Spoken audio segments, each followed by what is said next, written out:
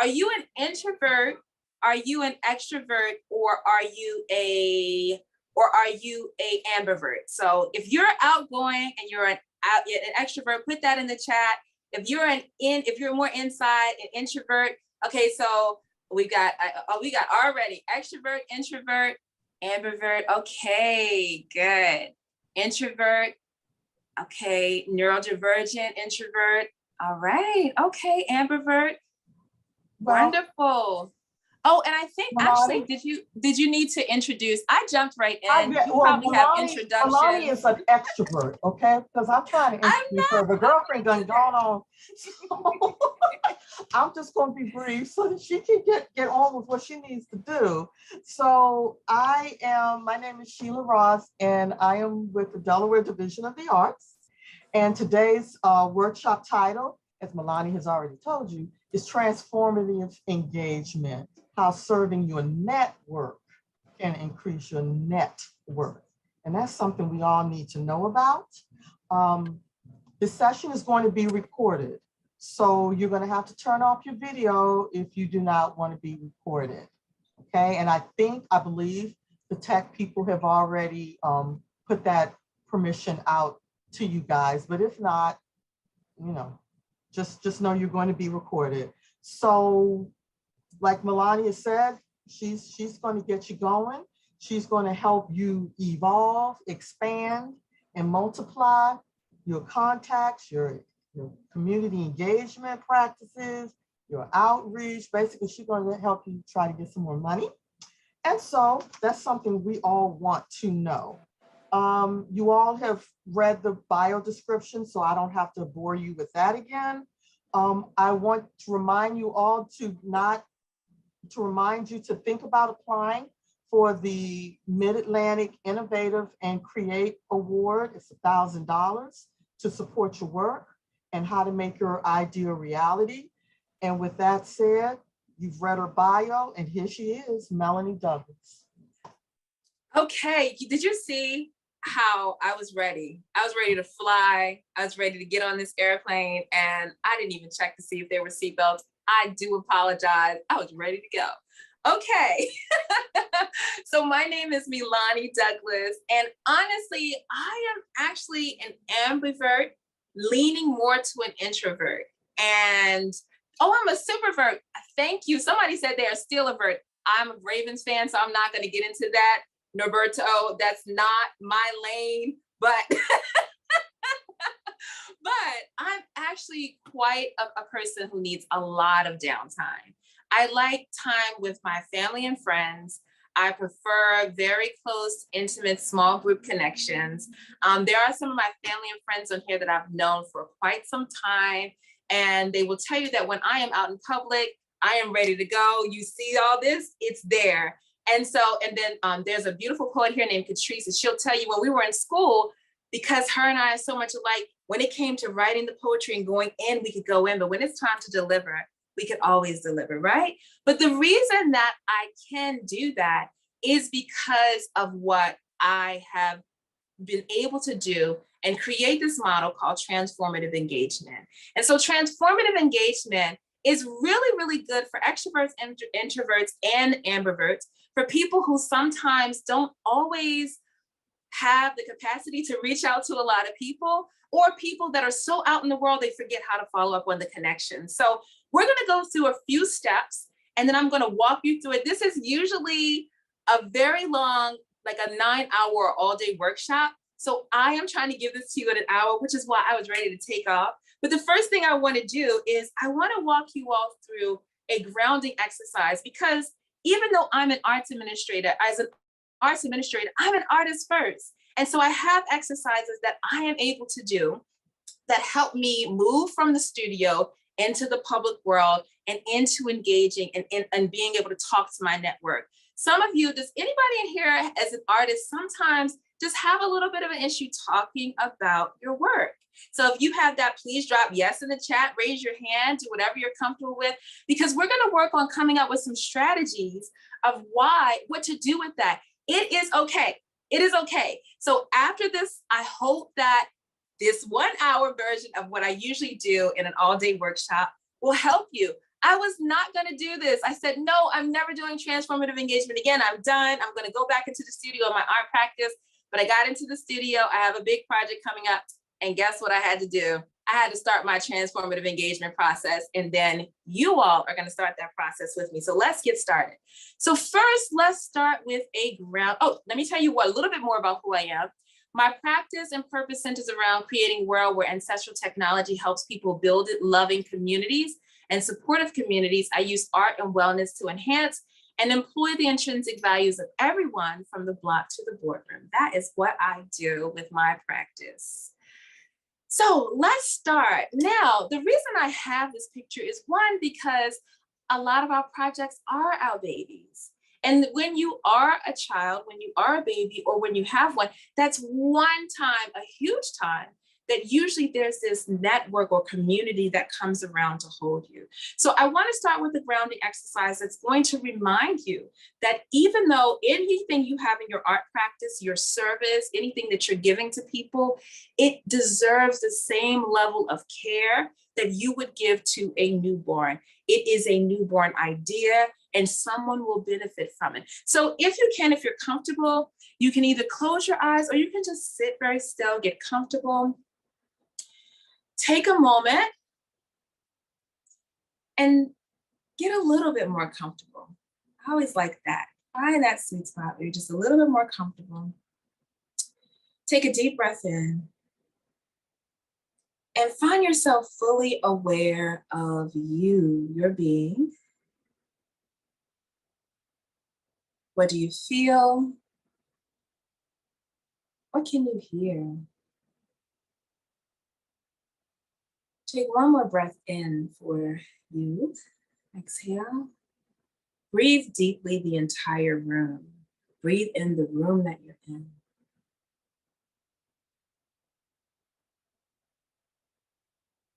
And breathe in the care.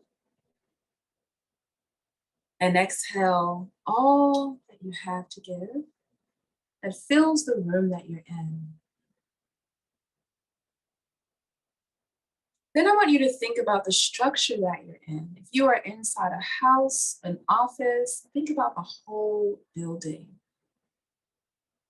And breathe with the intention of filling your entire space with everything good that's in that space, all of the support, the beams, the floors, everything that's supporting you.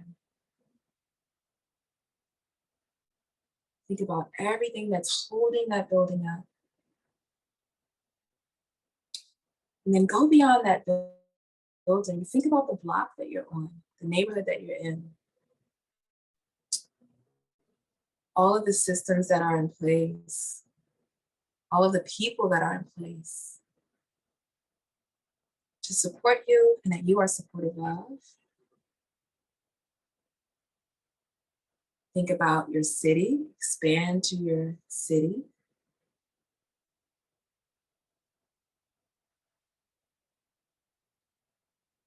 Expand to your region. Think about all of the lives and the people that have walked before, that have made it possible.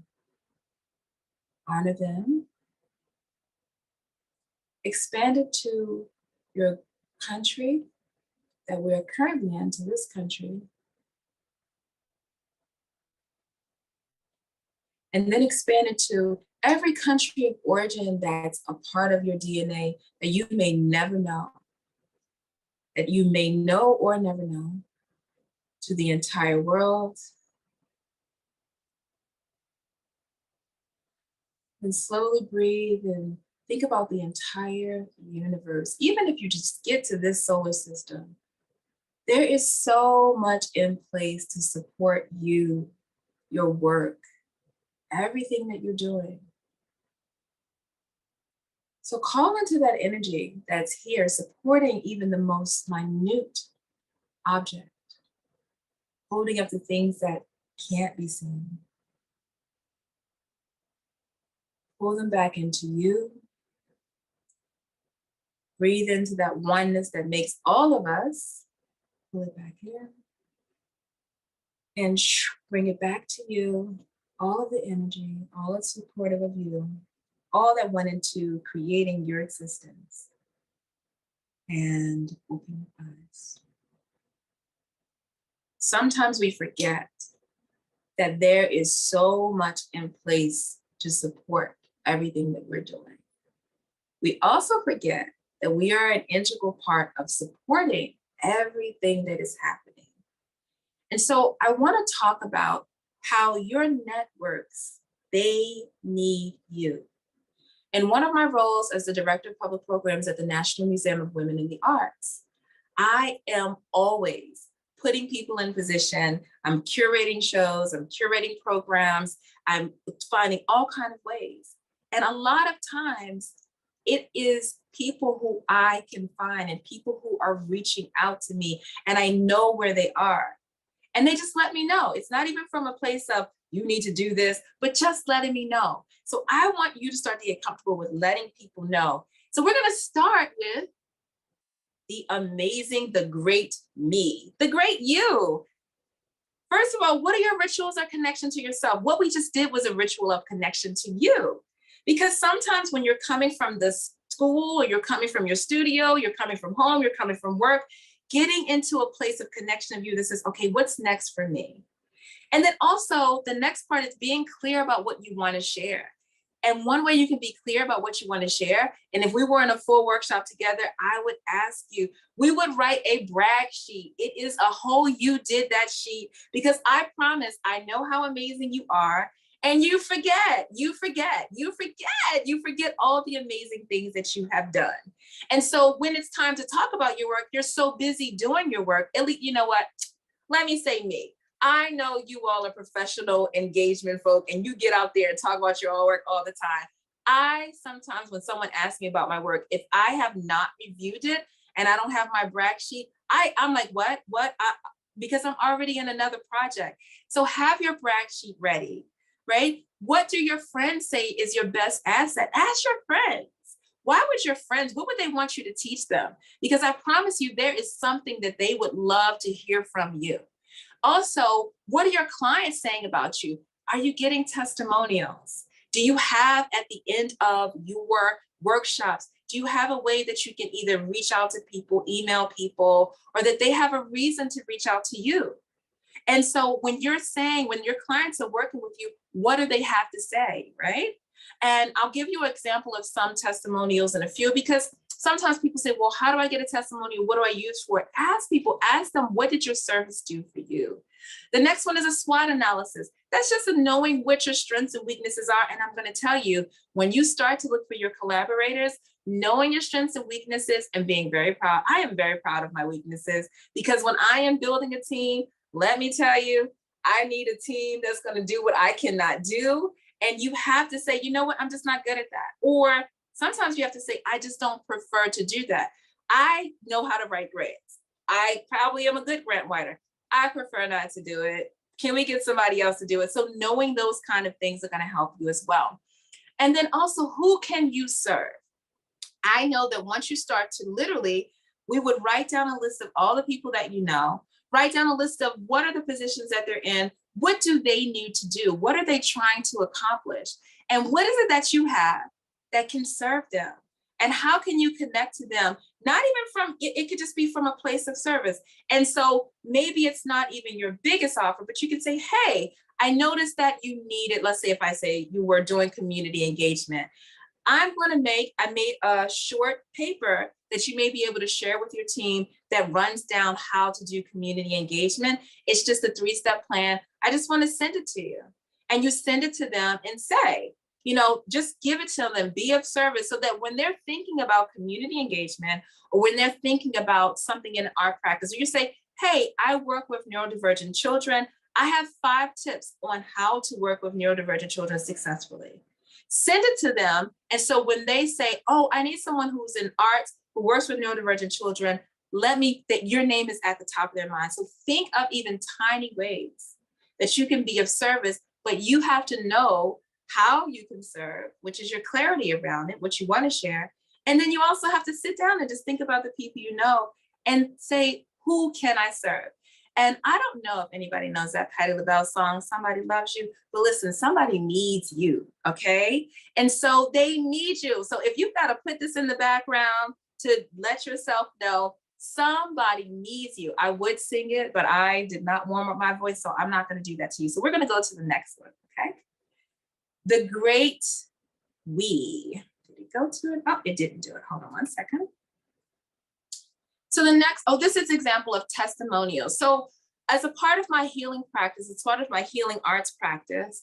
One of the things I work with people is on ancestral technology, helping them be in touch with like their ancestors and their history and how they can apply it to today. So this is a way that you can get testimonials, ask people about it. I use Canva. If anybody's ever used Canva before, use Canva, put your testimonials inside of your proposals, put it inside of at the bottom of your sheets, make it beautiful, right? Make it something that people will want to see and that it's, excuse me, it ties to what people would want to do inside of their practice, okay? So the next step is to connect the great we. There's an African proverb that says, if you want to go fast, go alone. If you want to go far, go together. I love that proverb because what it's saying is that you're always going to be better by the people that you connect to. Like, I know that when I leave this workshop today, just from you all being in the workshop and engaging, I am going to be better. It's going to pull me deeper into my own practice. It's going to be like, you know what, Mēlani, you need to update your brag sheet. It's going to remind me as well. So me, by being of service and by connecting to you, and any question that you email me with, or any question that you have here is going to make me better. So it's always going to be, I can go farther by going together with you. So we have our rituals of connection to self, but what are your rituals of connection to other people, right? So what are the ways, how often are you reaching out to people? Maybe some people, they have birthdays. Some people, they do end of the year cards. They do holiday cards. Some people just say, hey, you're having a great summer. I had someone reach out to me and they were just like, hey, it's summertime. Just wanted to check in. I know this is when you're planning. How's your summer going? And we got to talking. And they gave me a recommendation for like a mosquito repellent. And it was just so funny. And it sounds so random, right? But it just made this really interesting connection, right? So it's just sometimes you want to just reach out and say, how's your summer going? Now, if you are a more introverted person, then because sometimes like I said, I can be, I always say, hey, it's summer. I'm thinking about you. I just want to send you this. So sometimes you have to think about, is your ritual of connection one that is a call and response ritual of connection, or is your ritual of connection something that just gives something to the person, right? That says, hey, I just want to give it to you, and that's it. If you feel a little bit of pressure by the call and response, because sometimes people don't reach out because they want to be reached back to, but not really. So sometimes if that's something that, and be honest with yourself, you know what, say, hey, I'm not really ready for a lot of conversation, but I do want to reach out to people. I want to say, have a great summer. I want to say, have a great school year. So I want to send them this and just send it to people. It doesn't have to be big. Just send something off or send a note to them, okay? So think about what your rituals of connection are. How do you want to connect with people that you work with? And then also, are you listening, right? So if there's somebody that you want to work with, Google them, see if they've done any speaking engagements, and see what are the problems that they're talking about. A lot of times people are always telling you what their problems are. They're telling you what they're thinking about. They're telling you what what are the big questions that they have. So sometimes it's a matter of just saying, let me take a moment to look into this person, see what they're working on, and just see what are the problems, what's happening at their institution. So if you are an artist and you're saying, well, I would like to work with this education department at this museum. And then you say, oh, okay, well, this is the kind of programming that they have. Say, hey, I got a chance to watch this video. I love what you're doing there. If you ever have any interest in blank, I just wanted to tell you about my work. I would love to be invited to what you're doing. So you're not even saying, hi, you're not necessarily straightforward saying hire me, but you are saying you're putting yourself on people's radar. And here's the funny thing. A lot of times we do that with people that are 3 to 4 or 5 people away from who we are, but we haven't even done it with the people that are within our first 3 circles, right? And I do that all the time. Like today I had this workshop and I was like, oh my God, I did not send it to like the people that were closest to me. So I shared it on social media. I shared it on, LinkedIn, but I could have also just sent a text to people that says, hey, I'm doing this workshop next week. So don't be afraid to let the people that are close to you know what you're doing. And one key thing, if you sometimes to take the pressure from me of saying, oh, you've got to come, just know if you know someone who needs this or who would benefit from it, please share it with them. Right? So these are some of the ways that you can do that. Study, so that's studying with the person that they need to collaborate with. Identify what you want from the connection. Pardon the spelling errors. So identify what you want. So sometimes you want to be just on their radar. That's great. Maybe you want to be invited to some of the events. Maybe you want to sign up for their mailing list. Maybe you want to have a conversation.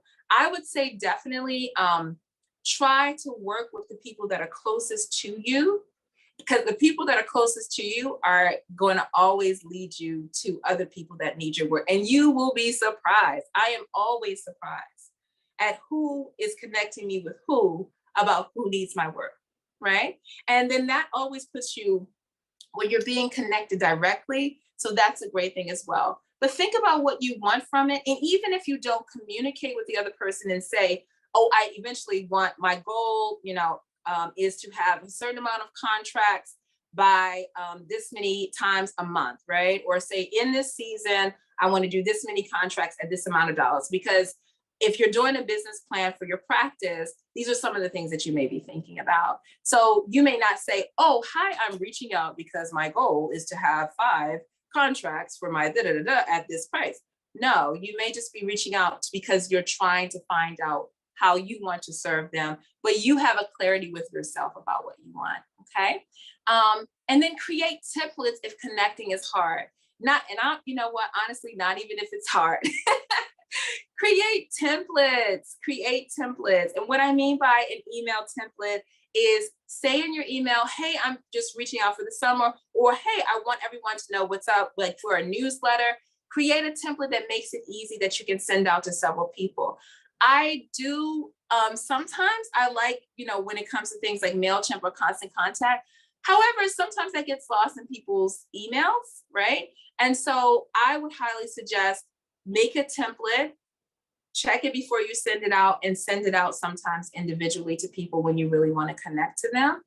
Because then that is kind of coming from you versus their versus the Constant Contact or from the MailChimp, because sometimes it just gets lost, right? So the next thing is the amazing project, right? So you and this person, you're going to put your heads together. You're going to decide on what you want to do. And so there's levels to this, right? One level, it just might be that your network, right, is going to connect you to someone else. So at one level, you're not doing a whole project with them. You just made them aware. You've made people aware, and they're saying, oh my gosh, I know someone who does blank. Let me introduce you to them, right? And so because that becomes a way for them to be of service to their network of people. And now that's something to remember. Your service, it serves. And so that's you, when you realize that you have a service that people might pay money for. Why do they pay money for? Because it serves them. So when you put your head together with someone and you say, okay, how are we going to do this? Or how can, you have something that I know this person over here needs, and you start also connecting them to what they need, right? But if you decide that you are going to collaborate with a person, you say, okay, so this is something that we're going to be together. Now, collaborations can go in so many different ways. I just want to give you a case study. We had Magnetic Fields, which was an amazing exhibition at the National Museum of Women in the Arts. And it was Black abstract artists, right?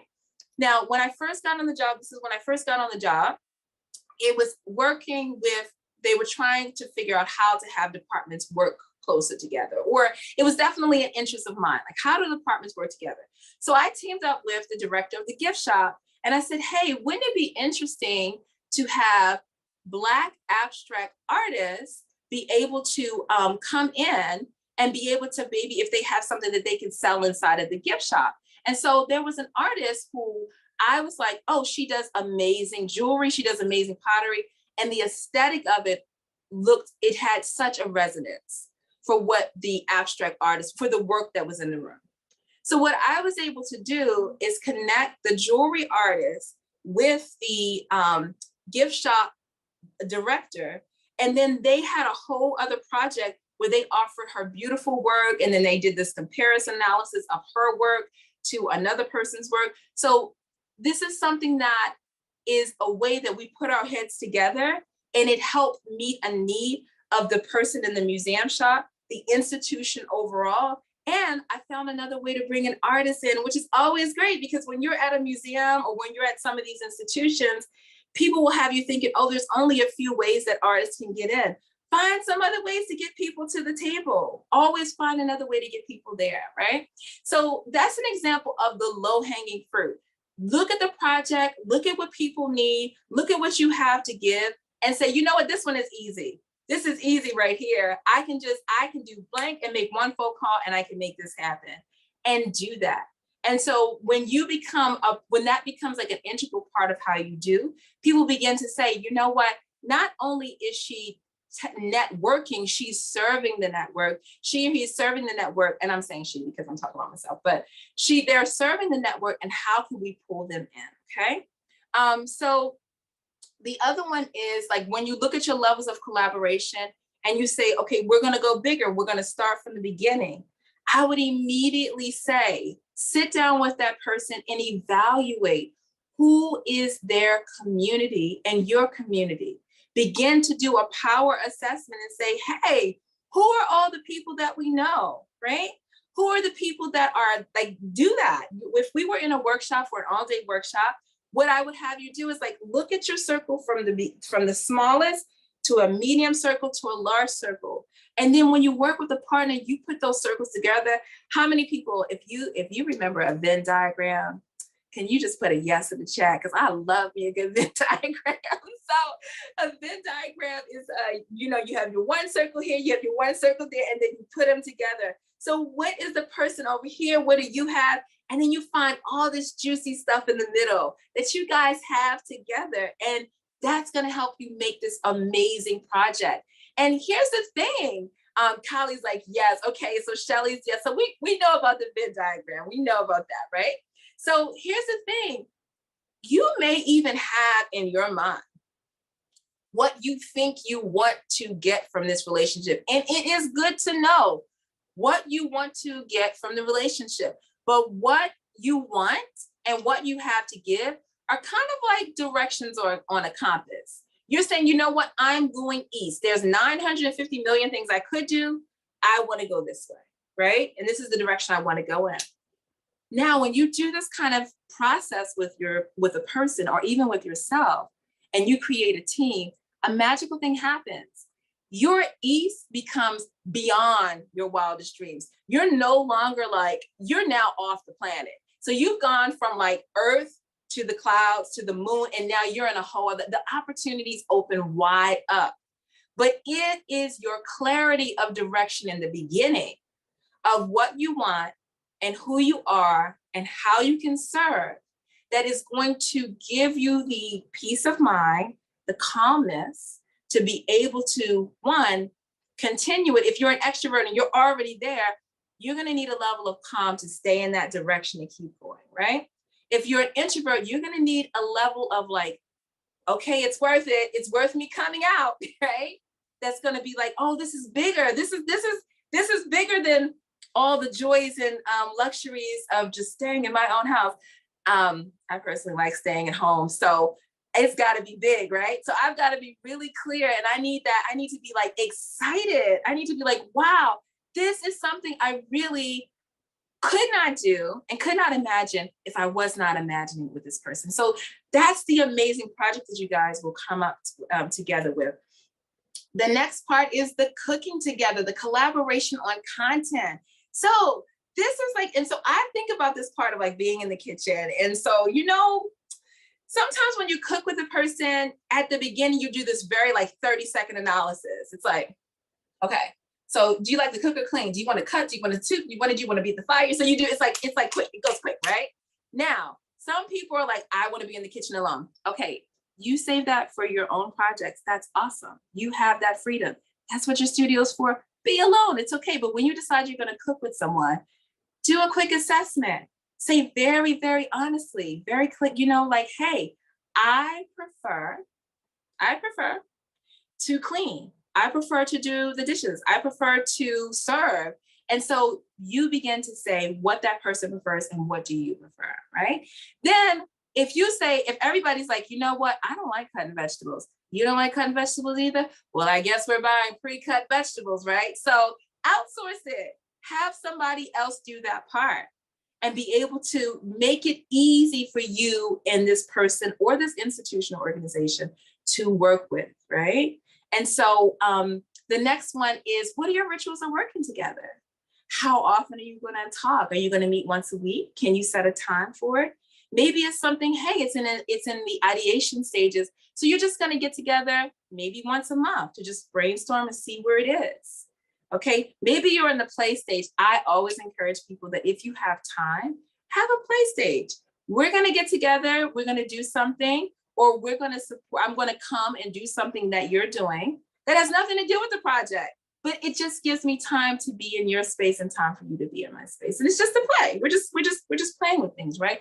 But what are your rituals? And then also, when you find something that this person really shines at, celebrate them and make them shine, because I could do a hip hop reference here. I shine, you shine. That's, I don't know if anybody knows that, but when it says that I shine, you shine as well, right? And so when that person shines and you can celebrate with them, you can do that as well, okay? I'm going to keep going because I want to make sure we have time for questions. So the next one is position your people, position the people on your team. And I know that you're saying, okay, well, how does this, how do we get from the beginning of like connecting with people, making sure that it's your network? Why is it so important to go further down and for me to talk to you about how to execute a project? The reason I'm taking you so far or this far down into this is because when you can release your anxiety around how to do it or how to execute it, when you actually reach out to your network and you can feel empowered and have some sort of plan, I know that I feel so much better when I'm like, okay, what happens when that big organization calls me back? What happens when my dream collaborator calls me back? What happens when somebody pulls me out to do this solo project and I've got to build a team, right? So a lot of times people, from what I've seen, they don't connect to their network because they're actually more afraid of the next steps and what's happening down the road. So if we talk about what's down the road and we can ease our minds about that, you'll be less afraid of the next step, okay? So hopefully you can trust me on this. Is this helpful? Are we good? Okay, good. Oh, somebody knew the Smith & Wesson. Okay, Mr. Root, you knew the reference. I shine, you shine. Okay, good. All right, so yes, I'm hoping that this is helpful for everyone, okay? So the part that you want to think about once you've established like who your team is, what your collaboration is, how do you position your people, right? So did anybody take any road trips this summer? Raise your hand or say yes in chat if you took a road trip. Okay, so I have some hands raised. Now, does anybody back in the day, I'm probably going to date myself really good, we didn't have where you could put the navigation on the screen. Does anybody remember that? So there's two levels we could go back on this. One level was you had to print from MapQuest, right? And you had to print down. So that's one generational level. But I'm gonna go further back to AAA maps, okay? Yes, take it all the way back to take it back to the maps. So you had to have your map, and sometimes, my dad could be a little finicky about trying to highlight his map, but you had to have a path to highlight the map. It was on a certain page. You had to understand the legend. Now, if you were traveling by yourself, you either had to keep it by memory or you had to pull over, okay, refresh your mind, get on the map, and if a road closed, I don't know what to tell you. And I agree, Denise, it's still helpful. I prefer having my maps, so that's just me, and Denise. But if you were driving with a group of people, the person who was in the front seat had to be well positioned. You had to choose your road partner well, okay? Now, the person in the back seat. Maybe they know how to pack the perfect lunch, but my God, do not give them the map, and do not let them sit in the front seat, and definitely do not let them control the music, okay? This is not, so this person who's in the front seat has to be well positioned, okay? They have to navigate, they have to pull snacks from the back, and they have to know what to do with the music. They have to know when you need conversation, and they also need to know when you are in your zone and you just need about an hour and 90 minutes to get through this next town. So this is a well-positioned person. Is anybody able to relate to this? Okay, so I see some head nods, some thumbs up. Great. So you have to position your people well, okay? You have to say and be able to assess. All right, a person needs to be willing to say, I am good with maps, but do not let me pack the cooler. That is not their job, okay? But the person who loves to pack the cooler, let them pack the cooler. So when your team, even though some people may come in with skills that are on their resume or skills that you know about them, you got to ask them. Yes, Mr. Ruth says you got to know your ministry. Listen, do not find yourself on any part. Do not find yourself on the choir when you know you're supposed to be in the kitchen. Don't you know where where you're supposed to be? Okay, you have to go. You have to do an interview process with them. Norberto, that is exactly right. And here's the thing: make no assumptions, okay? Because you may assume that the person who makes the amazing little perfectly packed snack actually wants to always do the snacks. You might talk to people and be like, oh, wow, you actually want to be in the front seat. Okay, well, you know what? Let's get in the front seat. So talk to people and find out not only what they do well, but what do they want to do? What are they curious about? What are they exploring? And position them well. Position them well. So think about it. Sometimes I even go beyond a car. I think about a school bus trip when we're going, like, you know, we used to go roller skating. We used to go to, we used to do the shopping trips in Reading, Pennsylvania and all that stuff. And you had your whole entire bus and it was like your whole community and y'all were going. And you had to have that person behind the driver's seat, the bus driver that could give the directions. And you had people in the back and you had all kinds of activities. So position your people well. Put them where they want to be, right? Put them where they're going to be excited, okay? So, and then the also is that, like, when they say they're positioned well, the next thing is say, okay, well, who else should be on this trip? Listen, you got a good trip going. If there's room, you might want to just, if there's not room, sometimes you're like, you know what, make some room. Ask the people in the car with you, who are the people that you think should be on this trip with us? Who are the people that should be on this project with us?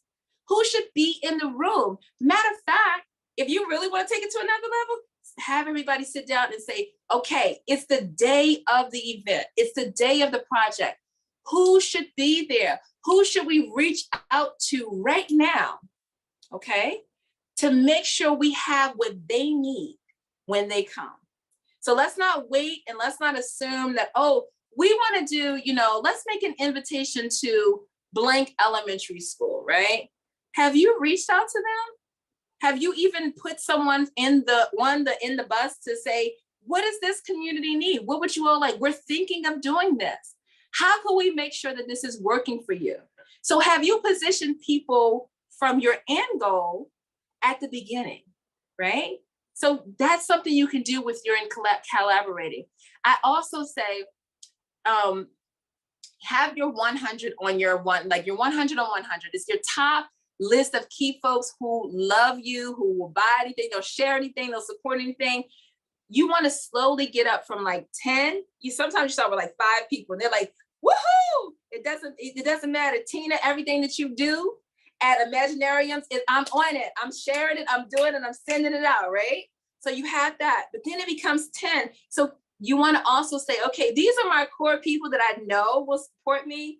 How do I make sure that they have pom-poms? How do I make sure that it's easy for them to shout us out and make it easy for them to share? So when you say, oh, could you share this with someone?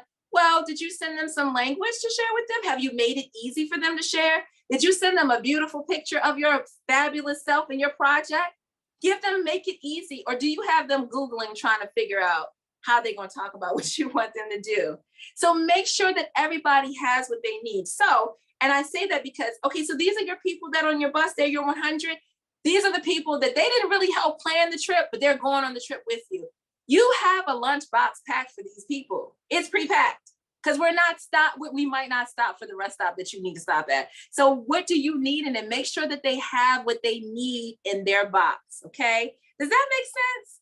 Because we want these people to be on the bus. We want them to go on another trip. This is not the last trip. This is not the last project, okay? So the next one that I want us to think about, you guys are awesome because you are I am rushing and rolling through this, but we are doing good. Okay, so the next one is realize the roadmap. What's the timeline? How long is this trip going to take? Do you have everything that you need for the trip? What's the technology that you may need, right? Will there be stops on the way? Are you taking a less traveled road or well-paved road? Thank you, Vanessa. This is good to know. Good tidbits. Good. Position the people with expertise in problem solving. So sometimes we silo people that are like the creatives and then the people who are like, the tech people. No. Put them together. Put the creative people that typically would not be with like the tech folks, put them together because there's going to be some idea generation that would not happen, right? So we want to put them together. Listen to your team. Listen to your team. They are going to tell you. And I know that you are the kind of person, because we've already established rituals for you to trust yourself, you are going to trust who you choose, okay? Because we already grounded, we tapped in, we know the great me, we know the great we're clear. So when we have already picked the team and you tell me something, I don't have time to question you. I've already gone through the process of making sure you are a perfect fit, right? And you're going to do great, and your team is going to do great, and the project and your partner is going to do great. Believe in the best case scenario for everybody that you have allowed to be on this bus and this trip with you, okay? So the next one is also listen to yourself. Trust your gut. Take some time to be with yourself and know what is right for you.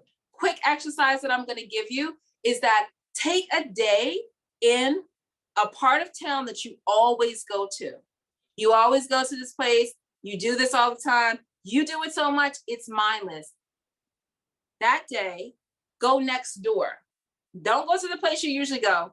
Go next door or across the street. Experience that place. Walk outside the door, take a deep breath, and say, should I go to the left or the right? Or should I go across the street? Listen, take a moment until you hear a quiet voice that says, go to the left. Go.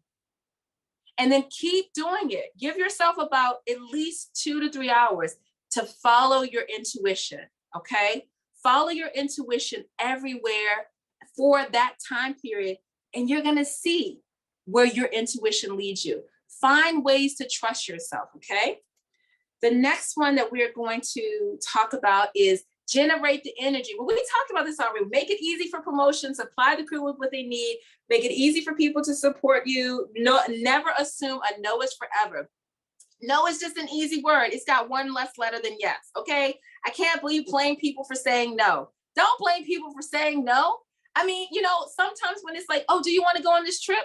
They're like, no, I don't want to go on this trip. What if they're a visual learner and they just need pictures from the trip? So you go on the trip and then you have pictures. So you never know, but don't become the person that says, well, they said no last time, so I'm just not going to ask them. Always invite, always, until they say, what, stop inviting me. Then, okay, you got to respect. We want, enthusiastic consent around these things, but we just don't assume that when they're like, no, it might be like, no, not this time. But people often need a lot of invitations or a lot of ways to be able to connect with you. And it definitely needs to be updated, okay? Okay, so we have 10 minutes and I'll do this last one. Actually, I have 2. Okay, then, fabulous. Okay, pardon me. Shift is your show. It's okay to pivot, just check in with your team. Don't be out listen, don't be out in the middle of your trip and you just decided to take another direction and you did not talk to your team. This is not what we came to do, people. Make sure you talk to your team, improve where need be, rest and reflect on the road, okay? Break bread to break through. Sit down, eat with people, take a pause, check the pulse, see how's everybody doing, and then push forward, okay? And this always brings us back to, we went from the universe back into us. Never forget you, okay? Make sure that this is something that excites you. Are you excited? I want to be excited.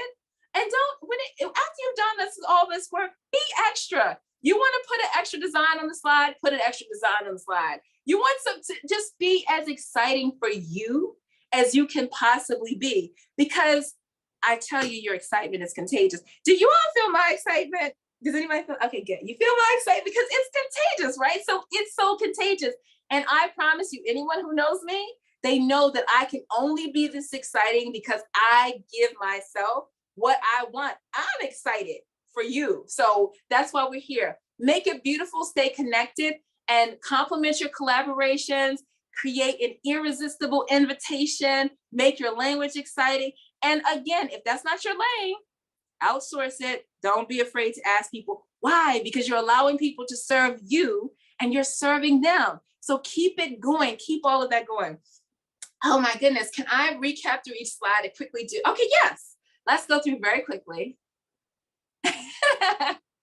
And if you have a question while I'm doing this, okay, so does anybody have any questions about the great me? Everybody clear? Okay, you got to know who you are, lock and load, ritual the connection to yourself, your brag sheet, your testimonials. Good. The next one is the great we. We want to go far, right? So we're going to go together. And so we're going to find amazing people that we can go with. The rituals of connection. Are you listening to them? Are you studying what your collaborators need? The next one is the amazing project. After you've done all that work, you've tapped in with yourself. You've tapped in with your collaborator, you've tapped in with your network, you know how to serve. You have made how you serve a service so that somebody can pay you, right? And you've let people know how you're ready to serve and made it easy for them. That's one thing I do want to say. Make it easy for people to pay you. Please make it easy for me to pay you. I cannot tell you how many people make it hard. Send the invoice. I want to cut the check. Send the invoice. Have a Cash App or PayPal or Zelle that is easy for me to understand so that I can find you. Make it easy, make it easy, make it easy. People want to take the way you serve, turn it to a service. There is somebody that wants to pay you, make it easy. Okay, how are we cooking together? What are the rituals that we have for connection? What needs to be outsourced? What can you do to make your team shine? And what are your rituals of working together?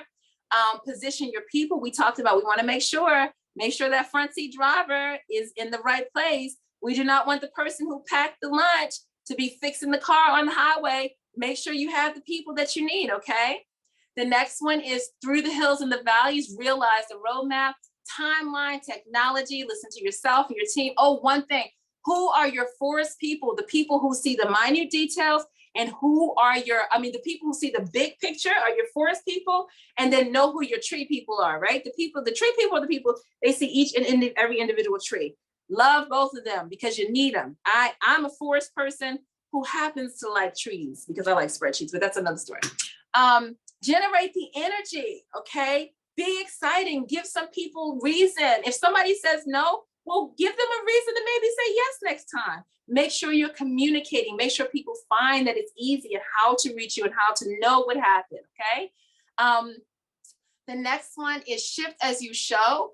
It's okay to pivot, check in with your team, break bed to break through. When issues come up, put some food, bring food, okay? Because there's gonna be issues, so break bread with people and sit down, pause, take a moment where you're not talking about it. The next one is make it exciting for you. Yes, okay, all right. So we literally, I cannot believe that we that we got through all of that.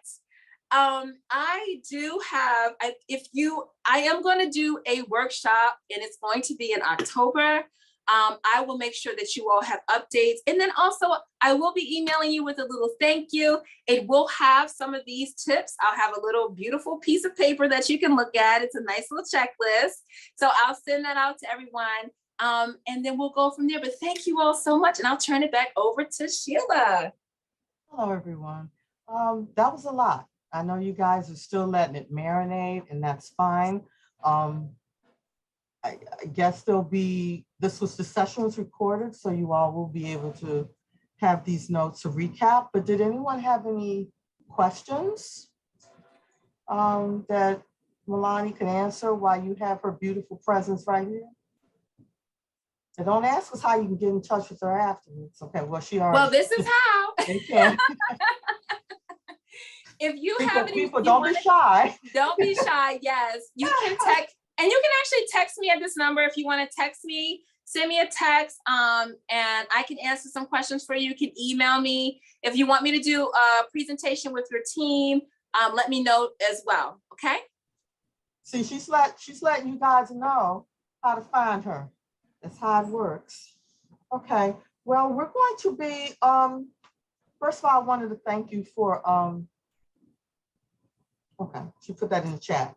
I want to thank everybody for attending today's session. I hope you have some great takeaways. I know I took notes, and that you're able to put into practice. She broke it down like a fraction, and each slide. That's why I kind of asked her to go right back through them.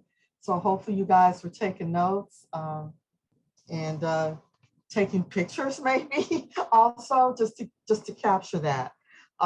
Great takeaways, really great takeaways on how you can, expand your business. So before we end, we'd love to take a minute to hear from you about how this workshop resonated for you. And our producer would like to do a quick Zoom poll, so don't disappear just yet before you take the poll.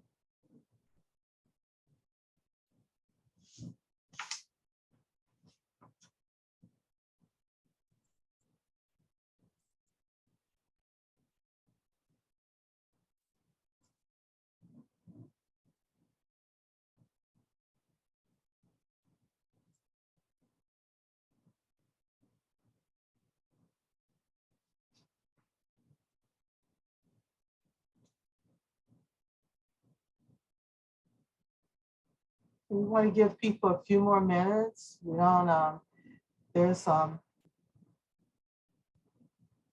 30 of you on, and we're just looking for a little bit more participation. Real simple poll. Just let us know.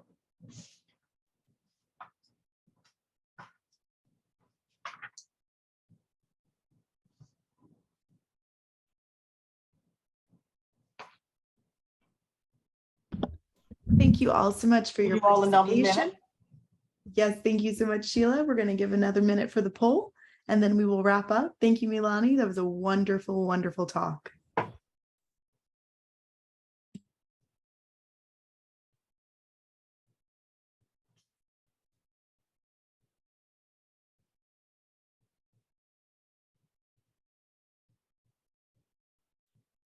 We have a question regarding the October workshop. Someone in the chat, Vanessa, is wondering how they can contact you.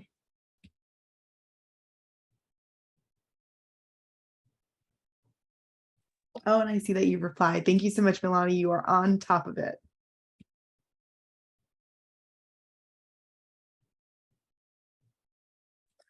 All right, all. Thank you for your participation in the chat. I will be ending the poll.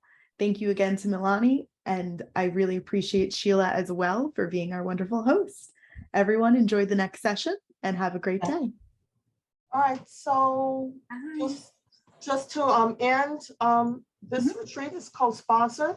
It's a project of the Mid-Atlantic State Arts Agencies in partnership with the National Endowment for the Arts and the National Assembly of State Arts Agencies.